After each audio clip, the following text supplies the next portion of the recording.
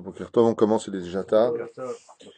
Il y a, euh, le sujet d'aujourd'hui, c'est Eretz Israël. Alors, c'est un sujet qui est extrêmement long, extrêmement important, et qui, à mon humble avis, devrait être plus souvent rapporté dans les shiurim, parce que les gens n'ont pas notion, c'est bizarre hein, de le dire, mais les gens n'ont pas notion de l'importance de Eretz Israël. Il y a une partie du peuple qui croit que Eretz Israël, c'est une station balnéaire, on n'y vient que pour les vacances, c'est bizarre. Il y a une partie du peuple qui étudie la Torah à un très bon niveau et qui croit que Eretz Israël, c'est facultatif. On y va, on n'y va pas, on est bien en galoute, bizarrement. Mais ce qu'oublient les gens, c'est, hormis la halacha, ou comme le précise la Gemara aussi dans Ketubot, comme on le verra peut-être au Blinéder plus tard, ou le Rambam, ainsi que le Bet Yosef, il y a une mitzvah de vivre en Eretz Israël. Et Olam ha'adam yadur be'Eretz Israël, à tout jamais un homme se devra de vivre en Eretz Israël. Et la mitzvah de vivre en Eretz Israël n'est pas moins importante, bien au contraire, que d'être Shomer Shabbat, que d'être Shomer Nida, de manger strictement kasher. C'est-à-dire qu'elle est comptée parmi les mitzvot les plus importantes de qui plus est du judaïsme. Parce que pas de toutes les mitzvot, on a dit que celui qui la faisait est comme s'il avait accompli toutes les mitzvot de la Torah. Mais par contre, du Yeshuv Eretz Israël, de vivre en Eretz Israël, les sages nous disent, ainsi que la halacha, kol adar beretz Israël, shakul keneged kol mitzvot shebatorah. Tout celui qui vit sur la terre d'Eretz Israël, oui, est comparé à celui qui a accompli toutes les mitzvot de la Torah. Ça veut dire que le fait de vivre ici équivaut à toute la Torah elle-même. Et encore une fois, c'est quand même curieux qu'on n'arrive pas à le vivre, on n'arrive pas à le comprendre. Alors effectivement, c'est vrai qu'Israël offre des particularités. Le premier, c'est que le fait de monter en Eretz Israël fait de nous, selon le sod de l'étude, des hommes, tandis que la galoute fait de celui qui y vit des anges et non pas des hommes, curieusement, comme on l'a vu à propos des nuages, des nuées de gloire dans le désert. Nous étions comme des anges qui recevions gratuitement les choses, même si en galoute on doit aussi se battre pour sa parnassa.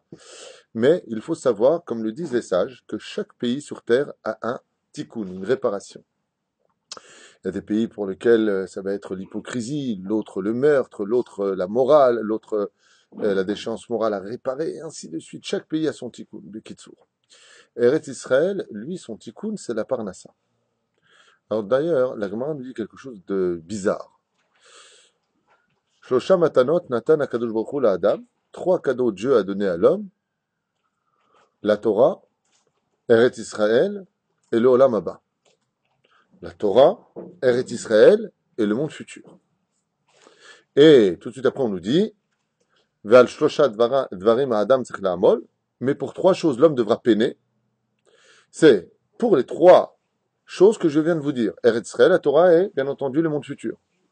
Alors le sage pose la question, il dit, mais je comprends pas. Si c'est un cadeau, alors pourquoi est-ce qu'on doit peiner? Imagine, je viens, je t'offre un cadeau et, hein, David, je viens, je t'offre un cadeau, je te dis, voilà, tu veux ce cadeau magnifique? Ouais, va te suicider, tiens. Et quand tu t'auras souffert ta race, tu viendras et tu me diras, je vais avoir mon cadeau. C'est pas un cadeau, sinon ça devient un salaire. Et pourquoi? Bien, tout simplement parce que les sages nous disent que Eretz Israël, la Torah et le monde futur sont d'une telle grandeur que quoi que tu souffres sur terre pour les avoir, ils auront toujours le titre de cadeau. Ça veut dire qu'on ne se rend pas compte de combien on est prêt à souffrir pour Israël, combien on doit souffrir pour l'étude de la Torah, combien on doit peiner pour avoir notre monde futur, puisque seuls les mitzvot qui ont été faits réellement, les Shem Shamaïm, nous ouvriront la porte du monde futur. Il faut quand même vachement travailler ces mitzvot, il faut peiner pour y arriver. Okay? Torkede shelo lishma balishma, au début tu commences par les Shem Shamaïm, mais après tu finiras par le faire le Shem Shamaïm, c'est-à-dire gratuitement, sans aucun intérêt. Ces mitzvot-là vont ouvrir la porte du monde futur. Donc il faut quand même vachement peiner. Eretz Israël, c'est le Gan Eden. Ce n'est pas simplement du sod, c'est aussi du pshat. Moi, j'appelle, depuis que je suis en Israël, depuis 26 ans, aujourd'hui, j'appelle Israël le pays de Casimir. C'est le pays des enfants ici. C'est le pays où il fait bon vivre. C'est un pays, Baruch Hashem, où les enfants sont en sécurité. C'est un pays où, Baruch Hashem, même si l'éducation est difficile, c'est un pays merveilleux. Baruch Hashem. On a un srout hors du commun de vivre parmi son peuple sur la terre de nos ancêtres, celle qui nous a été promise par Dieu lui-même. Malheureusement, on ne le vit pas. On ne le vit pas comme il le faudrait, on ne se rend pas compte. parce que Israël comprend un tikkun, c'est celui de la parnassa, comme on disait au préalable. La parnassa est difficile en Israël, même s'il y a Baruch Hashem, beaucoup de gens très riches en Israël. On a une difficulté vis-à-vis de la parnassa, parce que si effectivement on était riche en Israël, on serait déjà au Gan Eden, le vrai Gan Eden.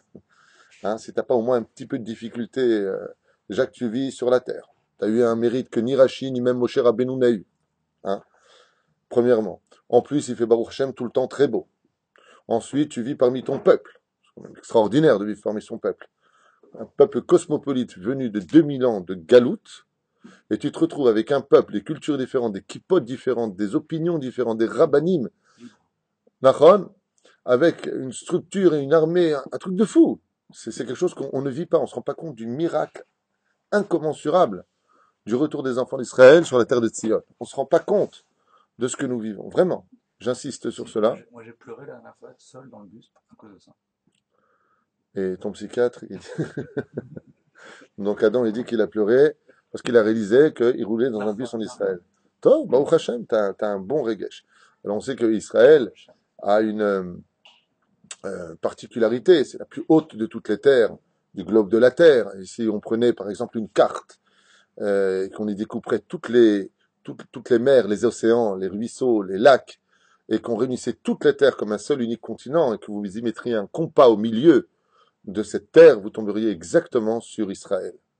Donc on voit que Israël est le nombril du monde. On voit que Israël est une terre toute particulière. Le retour sur la terre d'Eretz Israël comporte deux particularités. La première particularité, elle, est basée sur l'échelle internationale. Vous allez comprendre de quoi est-ce que je parle. Vous savez que pendant 2000 ans, les Juifs vivaient en galoute dans des ghettos, c'est-à-dire des lieux fermés, hermétiques. Des lieux fermés, hermétiques.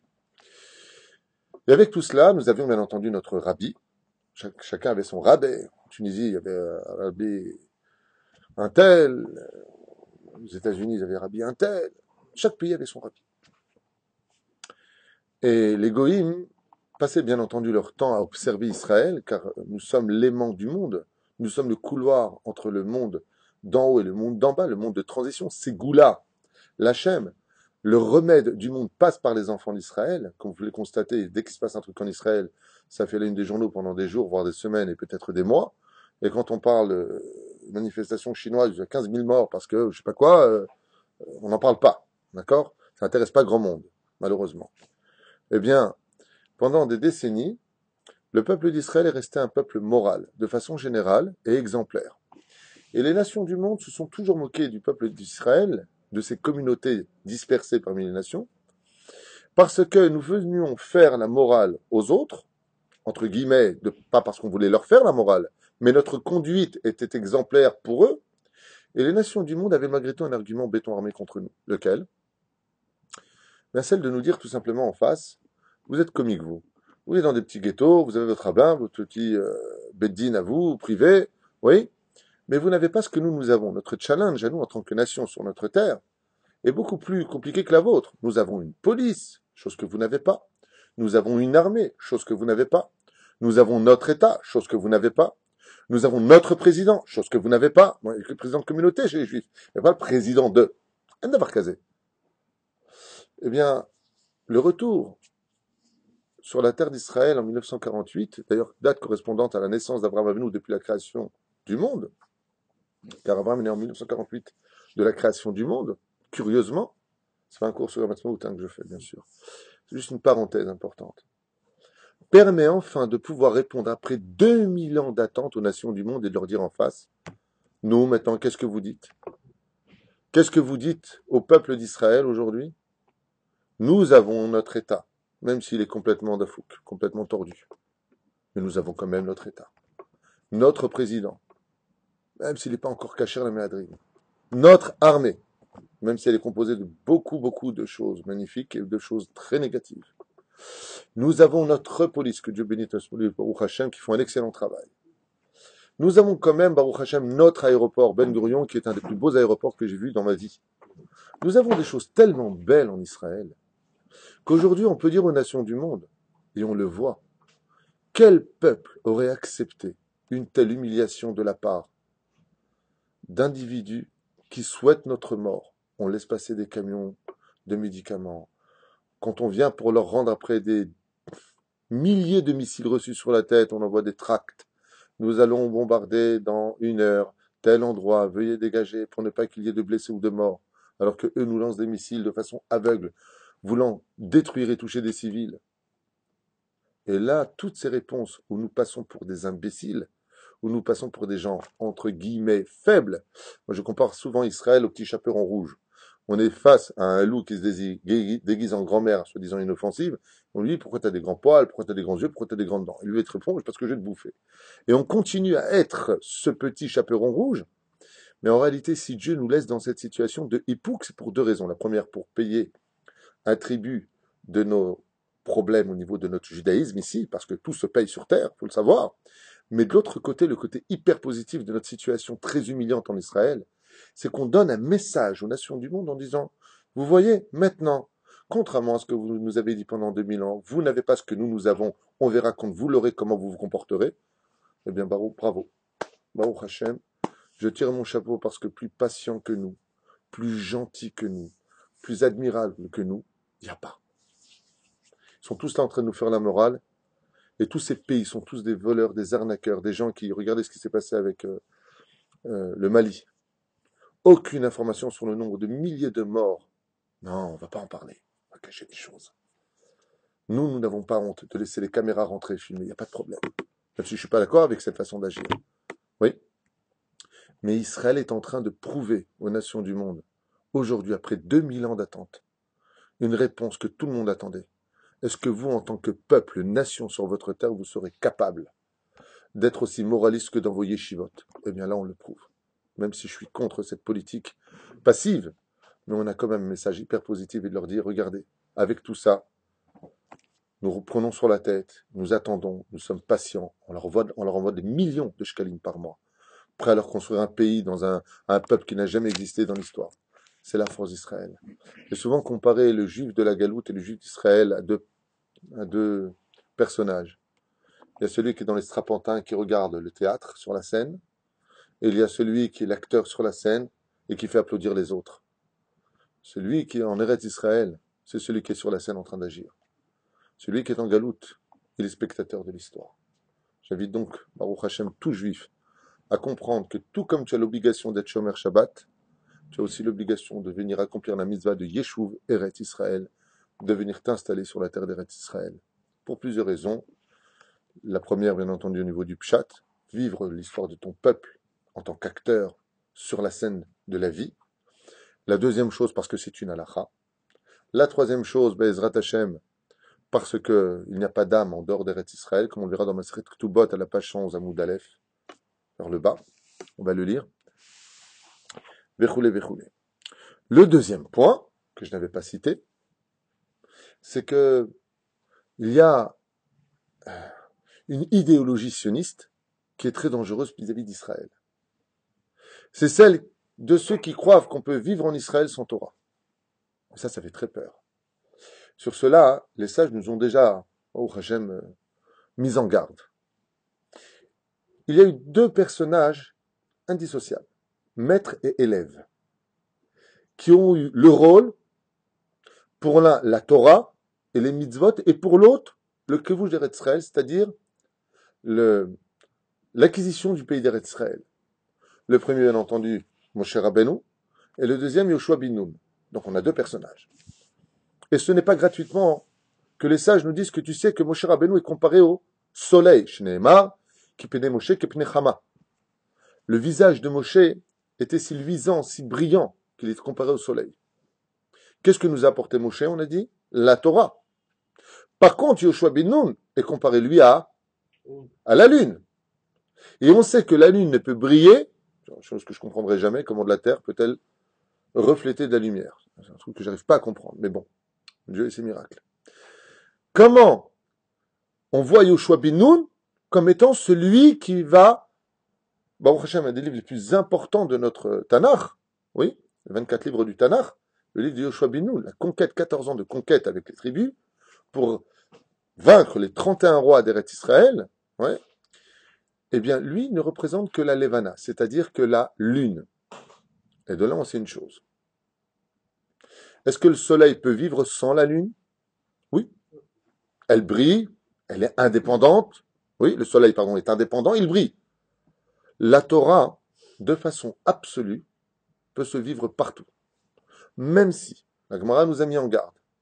On sait très bien que la galoute est une punition. C'est parce que nous avons fauté en Israël que la galoute nous a vomi. Même si derrière cela, la Gemara nous donne d'autres explications encore plus importantes. Parce que Dieu, de la punition, c'est toujours faire sortir le meilleur de la vie. Ça, c'est le don d'Hachem incroyable. Tu t'envoies la galoute parce que tu le mérites. Donc, en réalité, il y a la cause et il y a l'effet. À cause de ça, bon, tu pars, mais il y a un effet très important.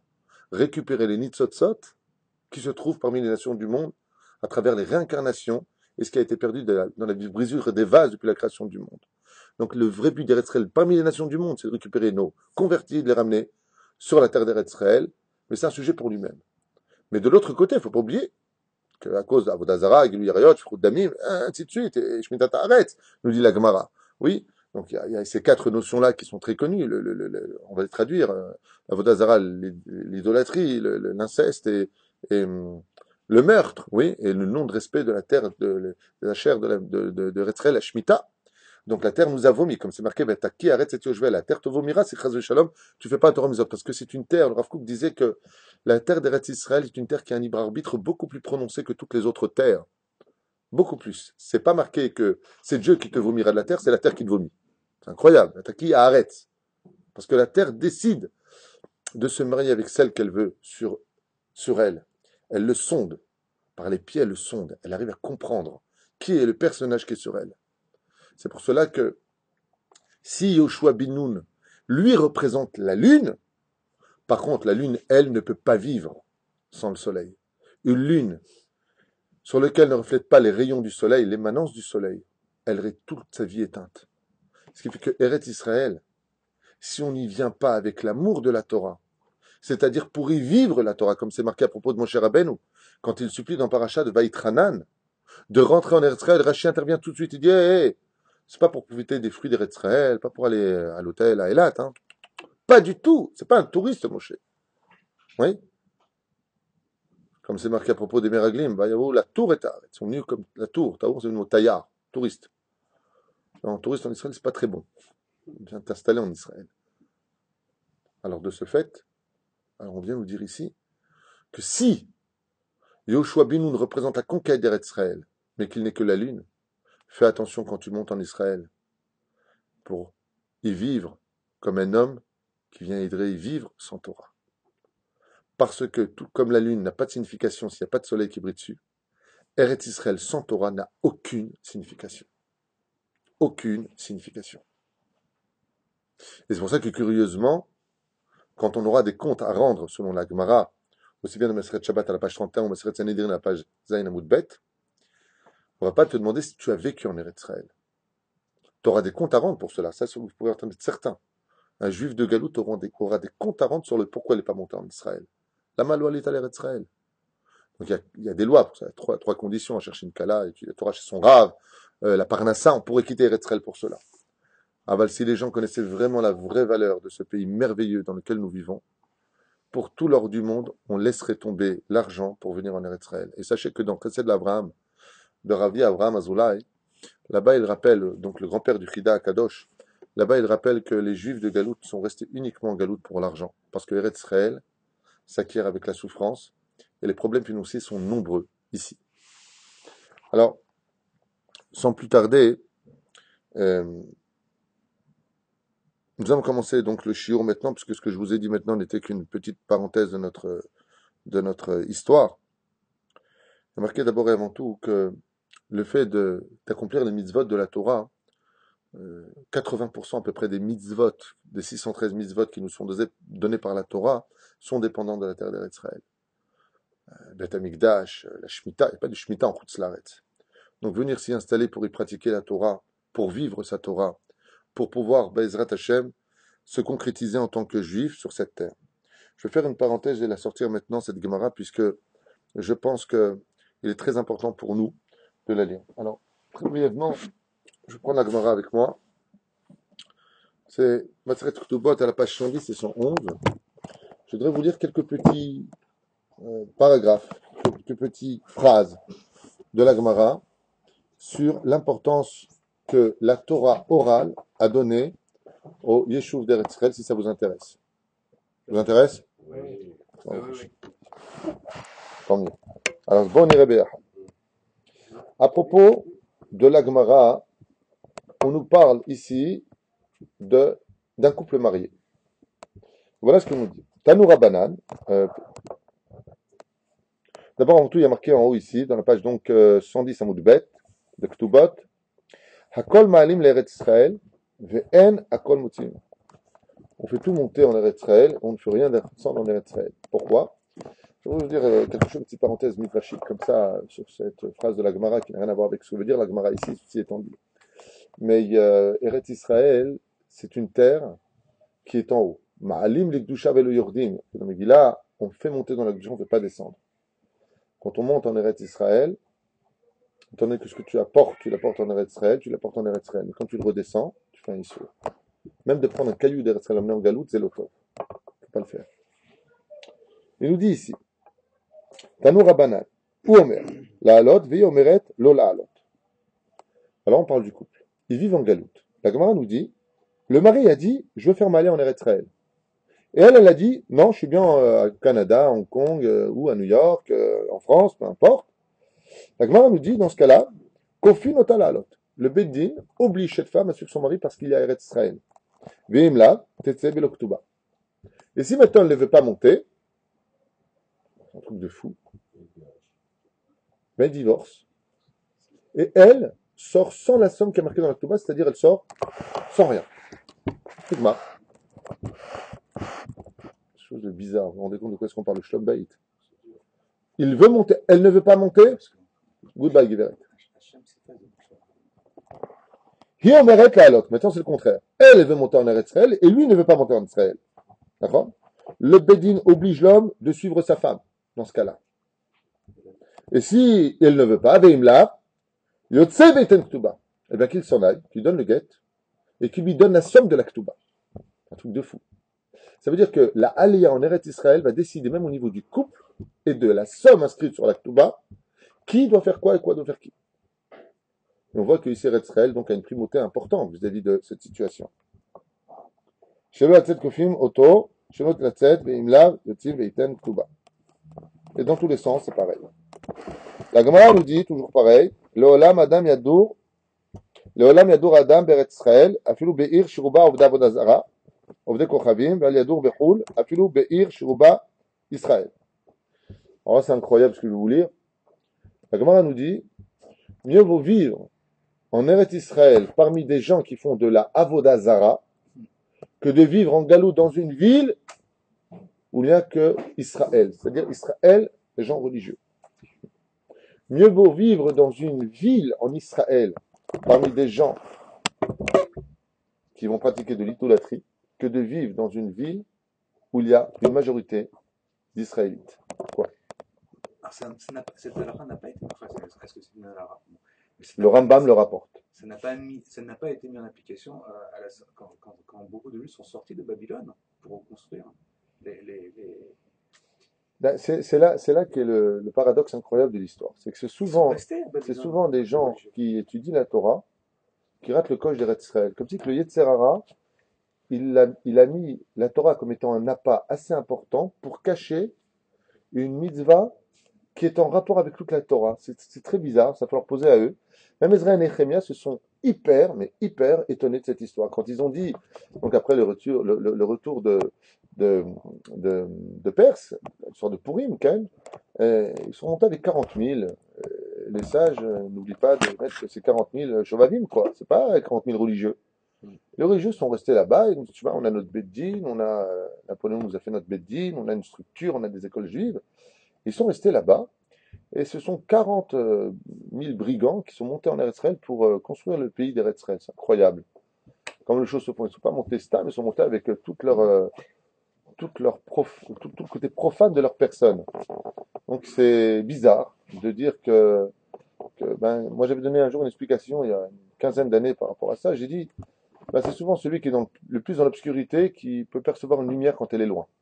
Mais celui qui vit dans la lumière, il a du mal de voir la lumière. Eretz Israël est une lumière, la Torah est une lumière. Donc quand tu es dans la lumière, tu as du mal à voir cette mitzvah devant toi parce que c'est aussi une lumière, Eretz Israël, qui n'est pas moins grande que toute la Torah, comme on l'a dit. Mais par contre, le Chiloni qui est en galoute, lui, quand il voit une lumière, il dit, ah, il y a enfin une occasion de sortir peut-être de l'obscurité. Ceci étant dit, je rappelle quand même un fait très important que j'ai lu au nom du Orach Haïm. Si aujourd'hui Eretz Israël est accessible, c'est surtout grâce à tous ces grands sages qui ont vécu en Eretz Israël, souffert en Eretz Israël, pour retirer la souffrance de vivre en Eretz Israël et pour que ce soit beaucoup plus facile à la fin des temps pour nous. Et c'est vrai que Blia Enara, quand on vient en Eretz Israël, on a une qualité de vie, pastèque, melon, Blia Enara, Michui, on s'éclate ici. La vérité, rien à dire. Moi, quand je suis souvent allé aux États-Unis, bon, ils ont du beau temps aussi en Californie, mais la qualité de vie que nous avons ici, merveilleuse, merveilleuse, grâce à Dieu, quoi qu'il advienne. Voilà déjà encore un enseignement de la Gemara. Mieux vaut vivre parmi des gens Ovda Vodazara en Israël qu'une ville dont la majorité est remplie de Israël. Et le mot Israël est employé ici pour dire de gens qui se comportent comme Israël. Chez Kol Adar Be'Eretz Israël domi kemi she'eshlo Eloha. Car tout celui qui vit en Eretz Israël, lui, on peut dire de lui qu'il a un Dieu au-dessus de lui. Vechol Adar Bechutz La'aretz domi kemi she'en lo Eloha.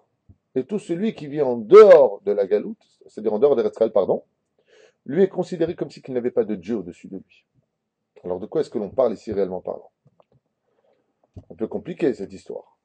D'abord, une première question qu'on pourrait poser, c'est quoi? Et les sages, ils savent pas ça. S'il y a un petit de rien du tout comme moi, c'est des choses pareilles dans la Gemara, alors à plus forte raison, ceux qui, Baruch Hashem, sont les géants de la Torah. On va expliquer par la suite, Be'ezrat Hashem. D'abord, qu'est-ce que ça veut dire qu'on a un Dieu quand on vient en Eretz Israël? Au niveau du Pshat, c'est déjà compréhensible. La Shrina d'Ilzohar Kadosh ne sort jamais d'au-dessus du Kotel. Au-dessus du Kotel, il y a la Shrina. Et c'est pour cela que même Al-Pi Alacha, un avion ou un hélicoptère ne pourrait pas passer au-dessus du Harabaï. Même un avion ne peut pas passer au-dessus. On n'a pas le droit de pénétrer Beshum Panim Vaofen dans le parvis du Beth Amikdash. Là, aujourd'hui, il y a la mosquée de Crevette, d'Omar. Ouais. Crevette, Omar, c'est pareil. Donc, on voit là-bas qu'on ne peut pas y pénétrer parce que c'est l'endroit qui est Kadosh. Et pourquoi il est Kadosh? Parce que la Shrina s'y trouve. Comme on le sait, Eretz Israël Mekoudeshet. Elle est Mekoudeshet parce que Dieu, aussi curieux que cela puisse paraître, s'est marié avec la terre d'Eretz Israël. Et l'alliance entre Israël, la terre, et le Créateur, l'alliance, c'est le peuple. Nous sommes l'alliance entre cette terre et Dieu. Cette terre est très importante pour Dieu, pour des raisons que vous découvrirez quand viendra le Melech HaMashiach. Parce qu'ici se cache le dévoilement le plus absolu de la présence divine. C'est pour ça que Dieu est toujours ici. Ce qui fait que le nom d'Eretz Israël, au niveau étymologique, Mazé Israël, Yachar El. Ici, tu es directement lié à Dieu. Yachar, directement, droitement vers Dieu. Tandis que la galoute, contrairement à Israël, comme nous enseignent les sages, elle, par contre, est composée de ministres. Il y a 70 nations, soit 69 anges masculins et une ministre féminine. Il y a quand même un ministre féminin dans les cieux. Pas tous. Elialité, qui est ministre de l'Égypte. Donc, ouais, c'est l'Égypte. Selon certains livres, c'est l'Égypte. Top. C'est un sujet pour lui-même qu'on verra à l'occasion de l'Inéder. C'est pour ça que Yocheved, qui est la réincarnation de Chava, de Ève, est né juste à l'entrée de la frontière égyptienne. Quand on est rentré avec Yaakov en Égypte, elle est née, elle vient de la tribu de Lévi, elle est née à ce moment-là. Pourquoi? Parce qu'elle est venue lutter contre celle qui l'a fait tomber dans la faute originelle, qui était Eliélité. Et comme Eliélité, cette reine des démons qui est ministre justement de l'Égypte, était là-bas,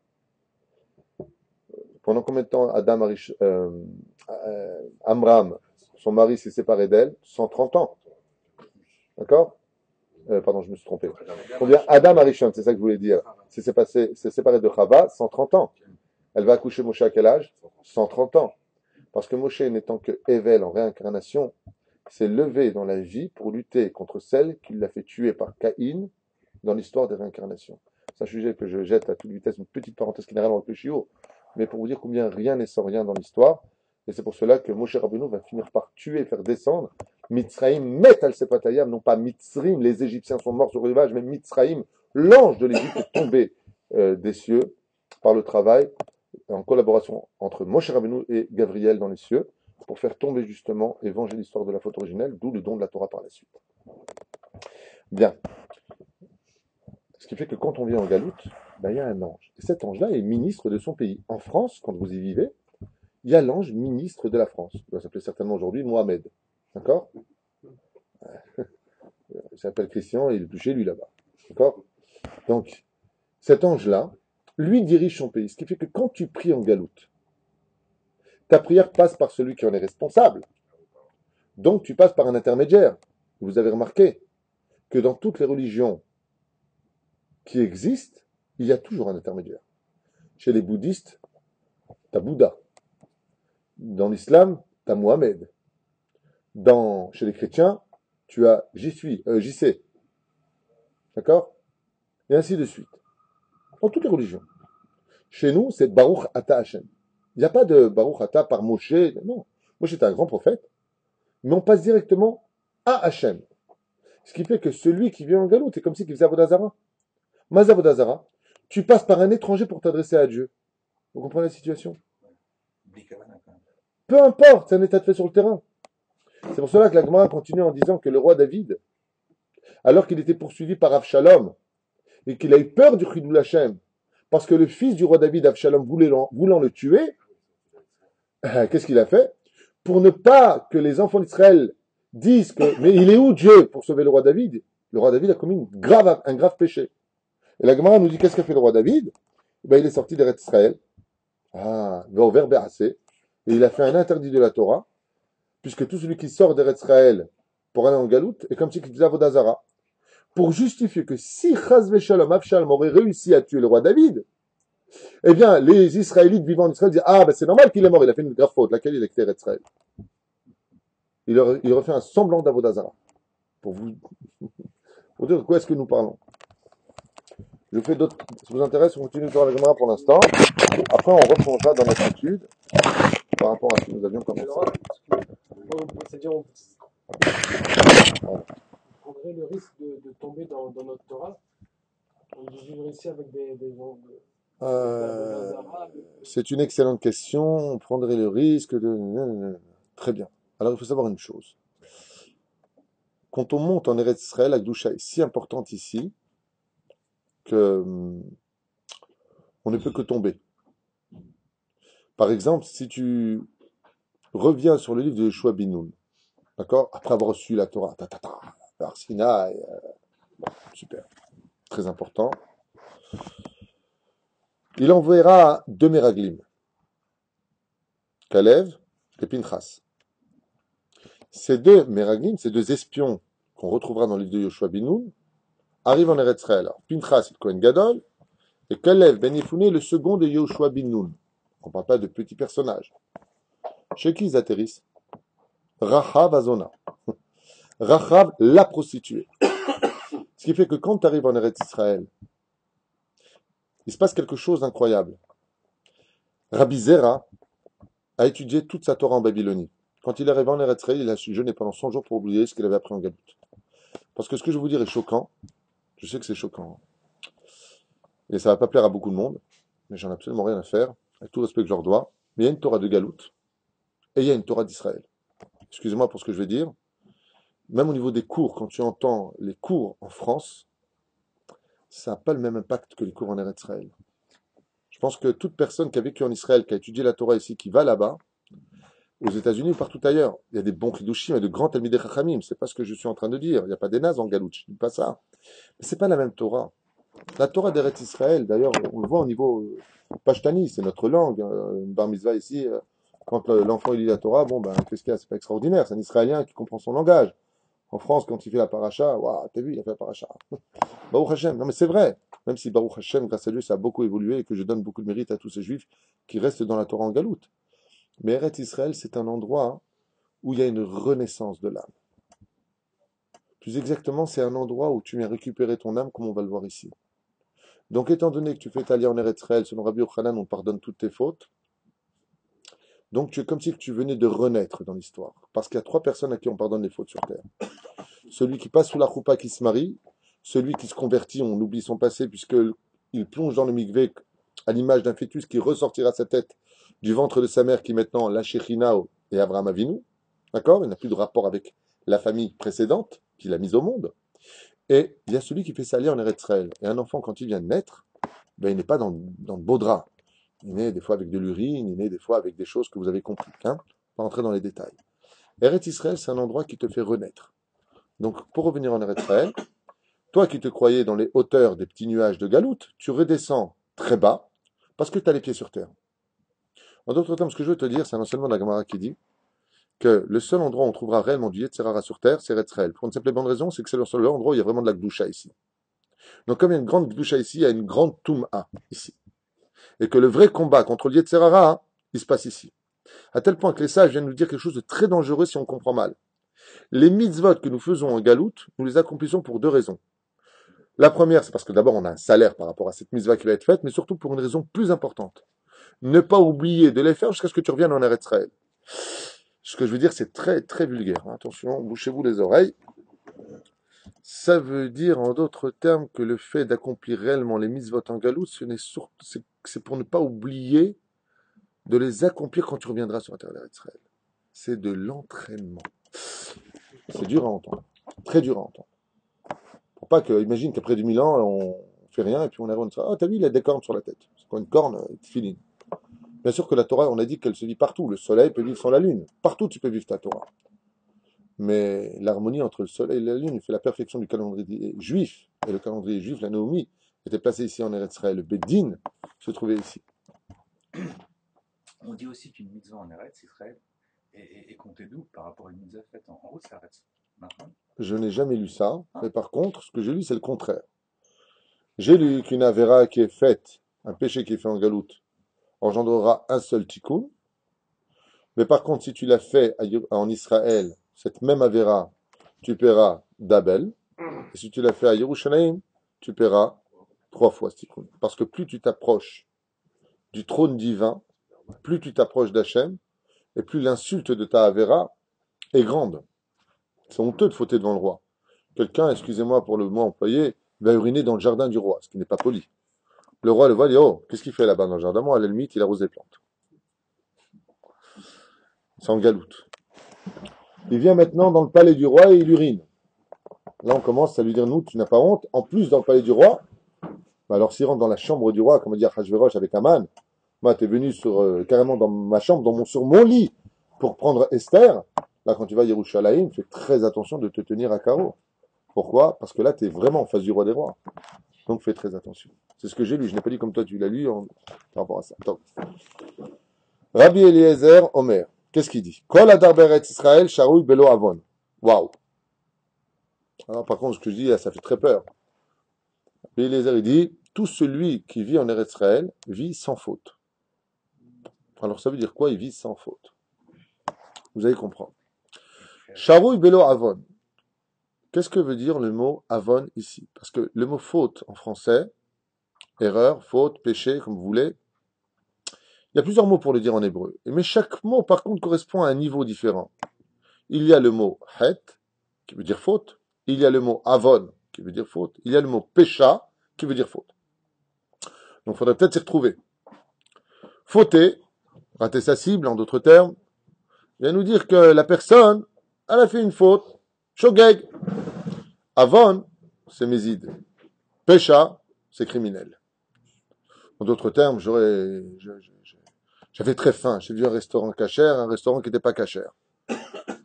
Pécha, c'est d'aller manger dans le restaurant qui n'était pas cachère. Ça s'appelle mar'is. Tu viens mettre Dieu en colère. Pourquoi? Parce que quand un homme faute, on sait que c'est un esprit stupide qui a pénétré son âme et qui l'a fait flancher. D'accord? Ruach shtut nichnasbo. Un esprit stupide l'a pénétré. Mais Eretz Israël est d'un tel niveau qu'elle permet à l'homme de soigner ses fautes. Le Rav Kook avait l'habitude d'appeler Eretz Israël l'hôpital des âmes. Comme ça, il avait l'habitude de l'appeler quand j'étais à l'époque en yeshiva à étudier le Rav Kook, il l'appelait l'hôpital des âmes. Pourquoi l'hôpital? Parce que Eretz Israël soigne. Il y en a qui disent, Bichlal, que de marcher en Eretz Israël fait le tikkun du nefesh. On le verra peut-être. En tout cas, il dit, Belo Avon. Lo Belo Pesha. Je vous l'ai déjà dit tout à l'heure. Si une personne faute, elle faute. Elle a tchouva. Eretz Israël mechaper. Mais attention, qu'on ne prenne pas ça comme étant du stop. Tout se paye, malgré tout. Je te pardonne, mais paye ta faute. C'est pour ça que de vivre en Israël, c'est très difficile. Sheken Chaliti Ha'am Yoshev Ba Nose Avon, il apporte le verset pour prouver ce qu'il dit ici. Tov. Bizarrement, Kol HaKavur Be'eret Israël Kilu Kavur Tachat HaMizbeach. Donc voici maintenant que ça vient confirmer encore plus ce que nous avions dit au préalable, puisque là on nous dit que tout celui qui est enterré dans la terre d'Eretz Israël est comme si il était enterré sous l'autel. Là on faisait les sacrifices. Qu'est-ce que ça vient nous dire? Ça veut nous dire que Eretz Israël a la force d'être la capara de celui qui dort. Israël, c'est comme une maman qui prend son fils quand tu enterres quelqu'un là-bas, qui le prend dans ses bras et qui lui dit « Ne t'inquiète pas, je suis là ». L'importance d'être enterré en Eretz Israël. Je pourrais faire un cours très très très profond sur ce sujet-là. Peut-être que je le ferai, si on a le temps, dans un deuxième volet. Mais pour l'instant, j'avance. Rien que pour cela, de savoir que d'être enterré en Israël, ça fait la capara de tes fautes. De vivre en Eretz Israël encore plus. Combien un homme se doit de se dépêcher de faire sa aliyah et de vivre avec son peuple dans la nation d'Israël ici. Au lieu de critiquer ce pays, je l'invite vivement à venir le faire, ce pays. Mais tu as dit une très belle phrase Adam tout à l'heure. On ne met pas sa Torah en danger. La Torah, c'est au-dessus de tout. Et au-dessus d'Eretz Israël, sans absolument aucun doute. Aucun safek. Et j'invite n'importe quel rabbin, aussi grand soit-il, de venir me prouver le contraire. Bien entendu, non pas au niveau idéologique. Parce qu'au niveau idéologique, tu prends un passouk de là, de là-bas, tu fais la couture entre les deux et tu m'inventes un verset. Prends-moi les livres et voyons qui a raison. Voyons ce que disent ceux qui sont revenus de l'autre côté du monde et on verra si tu as raison. Même si je dis qu'il n'y a pas de Torah sans Israël. Faites attention à cela. Acham Mizbeach Adama, Ta'aseli, Vechule, Vechule. Tov. Kol ha'aratzot Isa l'Eretz Israël. Toutes les terres du monde sont comme de la Issa. Vous savez, la Issa, c'est la semoule comme ça, vous savez, un peu khmene, quoi. Par rapport à la terre d'Eretz Israël. Eretz Israël, Issa les Babel. Et on parle de la qualité, par contre, de Babel, où il était plus facile d'enterrer, par rapport à Eretz Israël. Et là, il nous dit comme ça. Amar Rabbi Eleazar, Metim Shbuchutz Laaretz Enam Chaim. Les morts en Chutz Laaretz ne vivront pas. Ça veut dire que si tu enterres quelqu'un en galoute, sache qu'il ne vivra pas. De quoi est-ce que l'on parle? Vous savez de quoi est-ce que l'on parle? Triat Ametim, la résurrection des morts. Il n'y a pas de résurrection des morts en galoute. Il n'y a pas de résurrection des morts en galoute. Puisque, comme on le verra ici, toujours dans cette Gemara, où on nous dit quoi? Que Akadosh Baruch Hu va faire des tunnels, où le Neskoy, l'occiput, le loose que nous avons ici sera poussé, parce qu'au bout de plusieurs années, bien entendu, il n'y a plus de réfaction du corps, on poussera ce petit os vital dans lequel se trouve le Nefesh, qui ne quitte jamais le corps, il sera poussé jusqu'aux frontières d'Eretz Israël, et là-bas, il se relèvera, se reconcrétisera, bien entendu, de chair et de sang, avec tout ce que cela comprend, avec la peau dessus, bien entendu, pour pas être maguil, dégoûtant. Ouais. Pour pas que ça finisse en film d'horreur. En Eretz Israël. Et pour quelle raison? Ki natate tzvi be'eretz chaim, eretz she'tzivyoni ba, metim chaim she'enam tzivyonim. Ba, en metim chaim. Tout simplement, il n'y a pas de vie en galoute. Il n'y a pas de vie en galoute.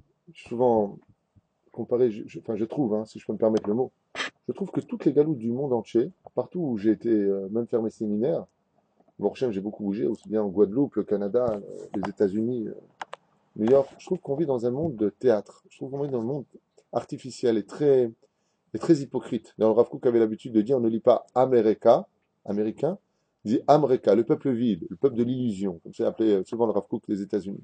Tout est vitrine, tu m'as vu. Ouais. Tout est vitrine.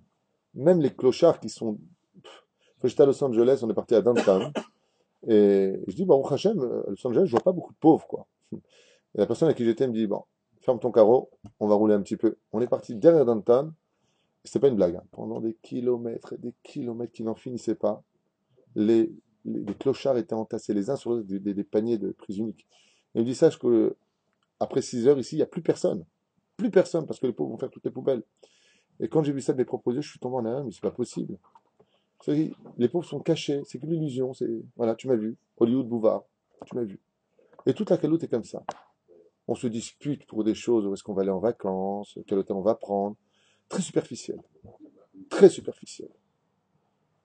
D'ailleurs, quand on vit en Israël et qu'on a un peu morflé ici, qu'on va revoir sa famille en, en galoute, Nahon, tu as remarqué, il y a un décalage énorme entre nous. Alors qu'on a grandi avec eux, et c'est pas parce qu'on se croit supérieur à eux, c'est quelque chose d'intérieur, on trouve superficiel. Leurs sorties sont un peu superficielles, mais il faut le vivre en Israël. C'est pas une critique que je fais, hein, c'est un état de fait sur le terrain. Que ceux qui sont en galoute bien vivre en Israël pendant, allez, 2 ans d'affilée, sans retourner en France, vous allez voir quelque chose qui est il faut le vivre pour le comprendre, il faut pas l'écouter. Tu retournes en galoute, tu trouves les gens vraiment superficiels. Ici, c'est un pays où Habibi, tu deviens un homme. Mais les Réglim en ont tellement eu peur que quand ils ont vu Israël, ils ont dit on préfère rester en galoute. J'ai dit c'est pas Hasidim. Ils ont dit ouais, on va commencer à lever les manches, travailler la terre, machin. Oh, faut rester en galoute. Petite yeshiva sympathique, avec la sécurité sociale, le RMI, Aman, vous voyez ce que je veux dire. Beaucoup plus facile. Ouais, c'est normal. Ici, par contre, il faut se battre. Il n'y a pas de chômage ici. Il y a des chômeurs un petit peu, mais tu ne travailles pas, tu ne bouffes pas. Bien. Même si quand même on s'en sort tous grâce à Dieu. Et ensuite, pour finir, pourquoi tout cela? Chez Nehemar, Noten Neshama La'am Alea Veruach Laorchim Ba. Écoutez bien ce qui est marqué. Noten Neshama, d'accord? Noten Neshama La'am Alea. Qui peut me traduire cette phrase? Noten Neshama La'am Alea. Il donne la Neshama à ce peuple qui vient sur elle. Donc, qu'est-ce que vous venez d'apprendre de la Gemara? Qu'il n'y a pas de Neshama pour un juif de Galoute. Parce que pour avoir ta Neshama, il faut venir en Eretz Israël. C'est pour ça qu'il n'y a pas de résurrection des morts en Galoute. Il faut revenir en Eretz Israël pour récupérer ta Neshama. Vous avez compris pourquoi Moshe Rabbeinu voulait tellement rentrer en Eretz Israël? Il était incomplet. Même s'il avait une Neshama qui lui était donnée par les cieux, sur certains d'ailleurs, il y en a qui disent qu'il a atteint que le niveau de Ruach.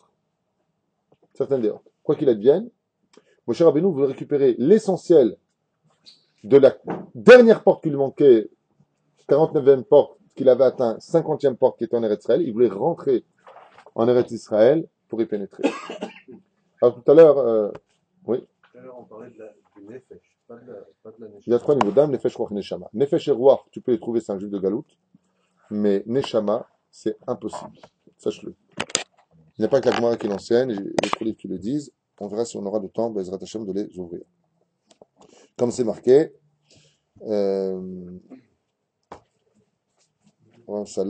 Gilgul Atzadikim, Tsahar, ou Amar Abaye, Mechilot, Naasu la Bakaka, Mechilot, Idi Abaye, fera donc des tunnels pour pousser cet os pour qu'il puisse se relever ici à Triatamitim. Je vais m'arrêter là pour la Gemara pour l'instant, parce que il faut qu'on avance, même qu'on commence, parce que tout ça c'est un peu compliqué. Merci pour votre aide. Ah, tu avais mis la chaise ici, Mechila. Très bien. Tu t'en sors bien, je trouve. Alors pour en revenir un petit peu à la question, Shlomo, tu as posé tout à l'heure une question comme ça en levant la main et j'ai lu sur tes lèvres, tu disais, dans ce cas-là, pourquoi les rabbinim sont restés en galoute? C'est la question que tu poses.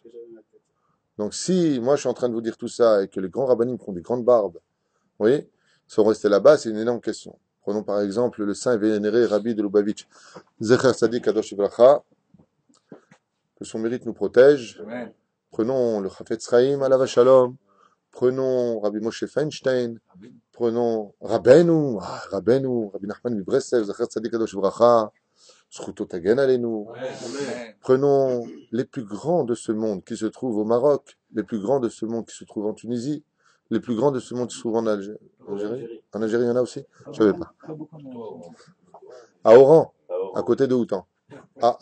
Tov.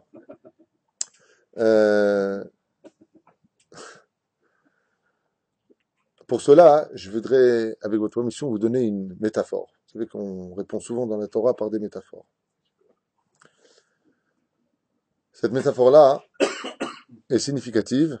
Je reconnais qu'elle peut blesser certaines personnes et je m'en excuse à l'avance. Mais une fois de plus, la vérité fait mal. J'espère avoir juste la douceur des mots pour que ça puisse pénétrer nos oreilles et nous faire vivre cette Torah de vie, parce que, encore une fois, c'est pas évident d'accepter tout ce qui est dit dans la Torah, donc j'espère que Bezrat Hashem, tout le monde le comprendra avec intelligence et prenne un peu de recul. Ceci étant dit, voilà ce que nous dit le Machal. La métaphore est la suivante. Un homme qui devait aller à une cérémonie très importante où il était attendu, s'était habillé avec un merveilleux habit de lin blanc, magnifique, qui lui avait coûté très très cher. Et étant donné que pour y accéder, il devait passer par une énorme salle totalement obscure, très obscure. Alors c'est comme ça mis à la traversée, une salle qui était très sale comme ça, très bizarre. Et voilà qu'en marchant, ayant un tout petit trou dans sa poche, il entend des pièces de monnaie qui tombent par terre. Et là, il s'arrête net. Il fait un calcul. J'ai de la monnaie qui vient de tomber par terre, je suis attendu, je porte du lin blanc, avec la poussière, vous imaginez ce que ça peut faire. Oui. Il s'arrête net et puis il réfléchit. Il dit voilà, est-ce que ça vaut le coup pour moi de me baisser, de me salir pour aller récupérer cette monnaie qui est par terre? De l'autre côté, je vais arriver donc les genoux sales, les mains sales, ma veste va traîner par terre. Ou j'avance et je laisse tomber. Rien qu'en ayant réfléchi au prix du pressing, il a commencé à faire quelques pas en avant et avancer. Seulement d'un coup, il s'est arrêté net. Et il s'est souvenu que le solitaire, le diamant, la bague qui était aussi dans sa poche, n'y était plus. À ce moment-là, sans aucune hésitation, il a refait les pas en arrière. Il s'est tout de suite mis à quatre pattes. Il n'a plus fait de calcul à savoir je vais me salir, pas me salir. J'arrive comment? Le diamant valait tout à ses yeux. Le bonheur de sa femme. Qu'est-ce qu'il a fait? Il a commencé à tâtonner. Et là, il n'a plus fait de calcul. En tâtonnant le sol, dans l'obscurité, oui, il a dit, puisque je suis déjà par terre, je vais ramasser mon diamant, puis en même temps, je vais ramasser la monnaie, puisque le calcul est le présent. Là s'arrête la métaphore. La résurrection des morts ne peut avoir lieu que pour celui qui a étudié la Torah. Celui qui n'a pas d'étude de Torah, le tal, dont on parle, la rosée qui sera déposée sur les tombes, vient de la salive des Talmidei Chachamim. D'accord? La Torah passe avant tout, mais Talmud Torah Keneget Kulam. Baruch Hashem, que nous ayons la Torah. Bien, il y a des gens qui vont passer à côté du coche. Il y a des gens qui vont rater l'histoire. Ces gens-là vont être enterrés, mais Dieu aime ses enfants. Alors, qu'est-ce que va faire Hachem? Qu'est-ce qu'ont fait ces grands qui ont fait cette même étude? Comme Rabbi Nachman de Breslev le dit lui-même, d'ailleurs, dans un de ses livres.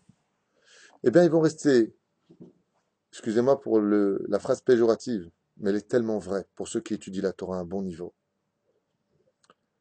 Ces tzadikim vont se sacrifier à rester dans la galoute, se faire enterrer parmi leur communauté, leur peuple, comme le Chafetz Chaim à Radin, le Gaon de Vilna à Vilna et ainsi de suite, pour que le roi des rois, pour aller chercher dans son habit blanc, entre guillemets, Dieu n'a pas d'habit, c'est une métaphore, chercher les enfants d'Israël, ceux qui sont méritants pour les hommes du monde futur, le Olam Abba, va pas pouvoir laisser le Gaon de Vilna à Vilna.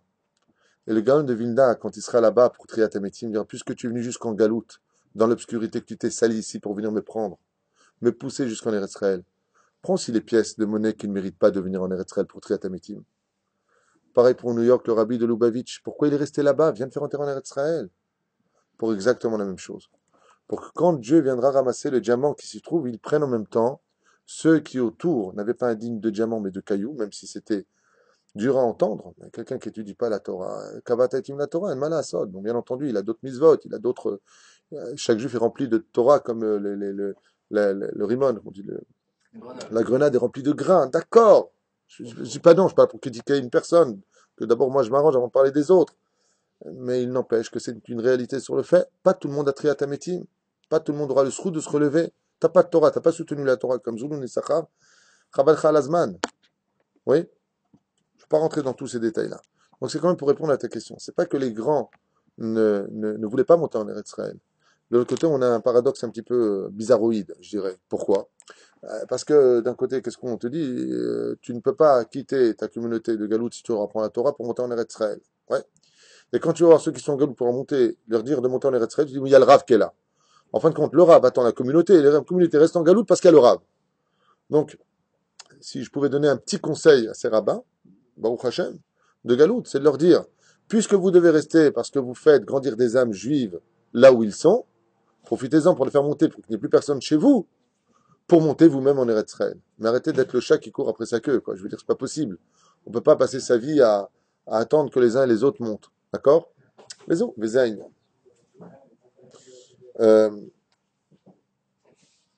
je finirai juste avec une dernière parabole par rapport au fait qu'on ait parlé des Juifs de Galout et des Juifs d'Eretz Israël. Le matin, vous savez, dans la prière, on rappelle le mérite de ceux pour qui Dieu va faire l'alliance. Je me rappellerai de l'alliance de Yaakov, je me rappellerai de l'alliance de Yitzhak, on dit le matin, pris de la Torah, d'ailleurs ce verset-là, je me rappellerai de l'alliance de Yaakov, et ça finit aussi, Vegam et Haaretz Skor, et je me souviendrai aussi de Eretz Israël. Qu'est-ce que ça veut dire? Vous savez ce que ça veut dire? Je voudrais finir pour ce premier volet, bien entendu, demain on continuera, il y a beaucoup de choses à voir ensemble. L'inéder. Vous savez ce que ça veut dire? Ça veut dire que l'ordre chronologique nous parle d'abord de Yaakov. Yaakov Ishtam Yoshevolim est un homme de Torah. Les premières personnes dont Dieu se souviendra pour la Géoula, pour la rédemption finale, sont ceux qui ont étudié la Torah. Et je me souviendrai de la brite avec Yaakov. Ça veut dire de l'alliance que j'ai faite avec Yaakov. Celui qui étudie la Torah est en tête de liste. Parce qu'il y a ceux qui vont étudier la Torah. Mais il y a ceux qui ne vont pas étudier la Torah, mais qui vont aller faire la prière. C'est Yitzhak. Yitzhak représente le monde du Korban. Korban Ola, c'est celui qui a été sacrifié. Aujourd'hui, il n'y a pas de Korbanot, donc c'est la prière. Il y a des Juifs qui ne vont pas étudier la Torah, mais qui vont aller à ce rendez-vous vital et incontournable des 3 rendez-vous de la vie d'un Juif, Shacharit, Mincha et Arvit. Mais quand il y a de la Torah, il n'y va pas. Dieu aussi se souviendra de lui, disent les sages. Et puis il y a celui qui va ni étudier la Torah, ni aller prier. Mais lui va faire beaucoup de gmilut chassadim, beaucoup de bien. C'est Abraham. Très bien. Ça ne veut pas dire qu'Abraham ne faisait pas Torah mitzvot. Je veux dire, celui qui va prendre la mida principale, la vertu principale d'Abraham, c'était un homme de chesed. Oui? C'était un chesed d'Abraham. Lui, Dieu aussi se souviendra de lui. Et pour finir, en tête de liste, on a eu la Torah. En fin de liste, Vegam et Haaretz Skor. Vous savez ce que ça veut dire, Vegam et Haaretz Skor? Il y a celui qui n'aura pas de Torah, n'aura pas de prière, ne fera pas spécialement de la tzedaka ou du bien, mais aimera la terre d'Eretz Israël et fera tout pour que les autres y aillent. C'est une forme de Gemilut Chassadim, ou tout simplement se sentira en apartheid avec Eretz Israël, Vegam et Haaretz Skor. Ça veut dire que Gam, ceux qui sont sionistes dans le sang, sans Torah, sans prière, sans avoir fait du bien, eux aussi ont une part dans la Géoula de la fin des temps. Vegam et Haaretz Skor. Baruch Adonai Leolam Amen.